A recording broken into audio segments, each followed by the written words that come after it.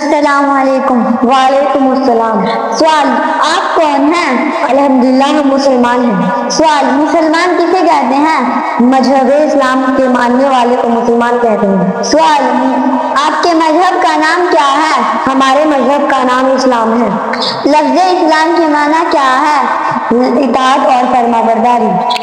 مسلمانوں کو کس کی اطاعت کرنی چاہیے؟ مسلمانوں کو اللہ اور اس کے رسولوں کی اطاعت کرنی چاہیے۔ اسلام کیا سکھاتا ہے؟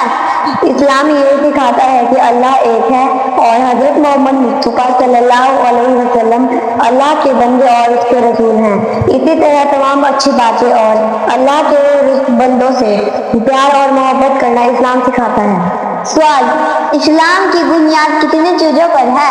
اسلام کی بنیاد 5 چیزوں پر ہے: ایمان، نماز، زکوٰۃ، حج اور روزہ۔ اسلام کا کلمہ کیا ہے؟ اسلام کا کلمہ لا الہ الا اللہ محمد رسول اللہ ہے۔ اس کلمہ کے معنی کیا ہے؟ اس کلمہ کا معنی یہ ہے کہ اللہ تعالیٰ کے سوا کوئی معبود نہیں اور حضرت محمد مصطفیٰ صلی اللہ علیہ وسلم اللہ تعالیٰ کے بندے اور اس کے سچے رسول ہیں۔